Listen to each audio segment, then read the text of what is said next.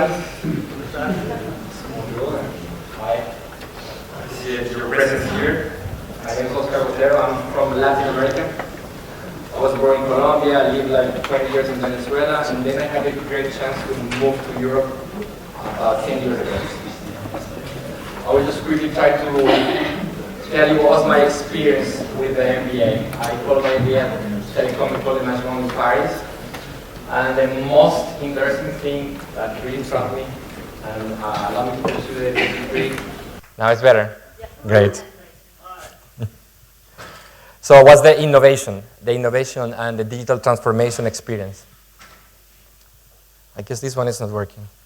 So my talk is only through three things. What is my context? What was my experience with the MBA? And what did I do afterwards? I just finished last April.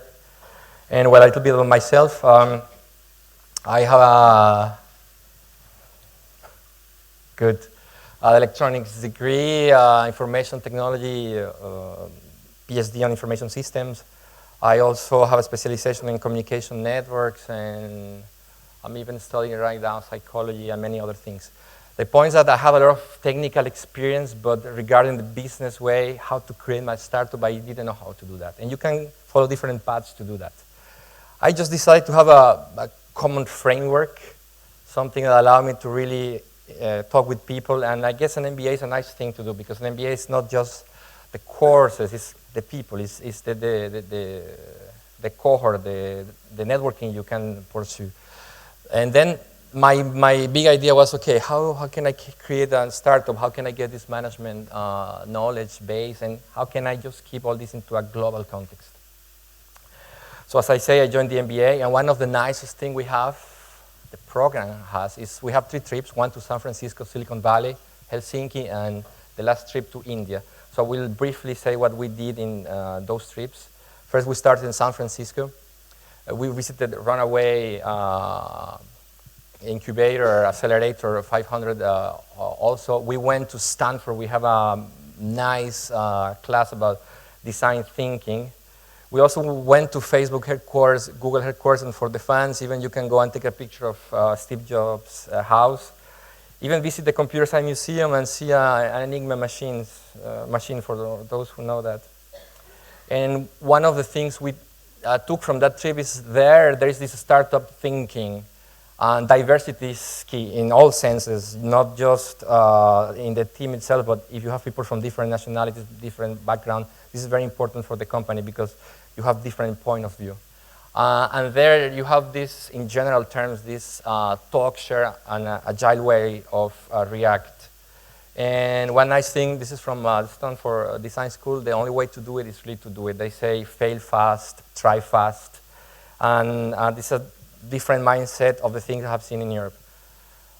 Then we went to Finland, and we saw nice institutions like Demola, where they combine companies, universities, and students to solve real problems and to propose real solutions, and even students get paid. It's like a very interesting synergy between those elements. We went to Tampere University of Technology, and there we talked with people from Nokia. You know that Nokia had been transformed, and they have changed a lot of business, but they are still doing a lot of things regarding data centers with green technologies, F-Secure. And we went to the real, where everything started, this design thinking school at Aalto University. We saw that they have a lot of money to invest into innovation. And while in Finland, it's one of the best world-ranked countries in the world regarding education. Our last trip was to India. And this is just an amazing place to be. And you see a lot of diversity in all senses, culture, food, ways of thinking. It's just amazing. And what I took from the trip, there are so many things. The time I have is not enough to describe all what we experienced there, but we learned one nice word, more than a word, it's a concept you got. And it's that with the things you have at hand, you gotta solve real problems, real issues you have, but the nice thing is, you don't require, like huge technology or very complicated stuff to solve things that you are really facing in a daily life. So after all these trips, the thing is what to do and what to do next with all this nice information, things about diversity and so on.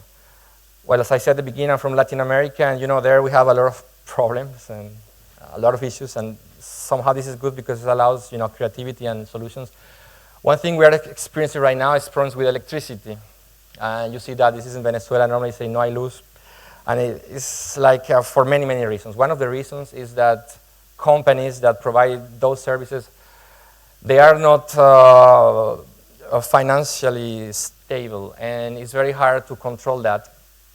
Even though we have a lot of data that is collected by the government, we don't have really a platform, a framework that allows to measure that easily. So we wanted to implement this machine learning framework, which is very nice, can be applied in any domain. You get raw data. You try to get information and then extract patterns that provide some knowledge. And certainly you can then predict some behaviors, then prescribe certainly to change the situation. And normally the cycle goes on. What we wanted to do with my startup was to create products called Risker. And the idea is we get a bunch of Excel files, which are very, very hard to see, to analyze. And the idea was just to get all that information and extract those patterns and create a nice dashboard. What it does is to analyze the financial status of those companies and quickly say if they will have any issues in the future, like that. If there are projects that are really counting on those companies, you can easily detect if, for example, there is the construction of a new hospital and that project is linked with a company that will have financial issues, you can really take some actions. And the interesting thing is when you see Excel files, it's very hard to see things like this. Here you can see the relationship between the different agents, and you can detect easily problems. We started this in Colombia with the sector of electrical power and with risk management, but we saw later that we can expand that to any kind of market. And as I said, I'm from Latin America. I really want to start building my business there. And just to finish, I joined the MBA because I wanted this startup creation. Actually, I created my company in Estonia. It took me 10 minutes to do it. If you're interested about that, I can tell you how it goes, but it's really fast. And the teachers we had, they were really experienced from all around the world, and we got that management knowledge base experience. The context, we kept it global. We went to different locations, and we had people from all around the world. And it's really focusing to innovation and how to use the tools we have right now to lead companies to this digital transformation. Thank you very much.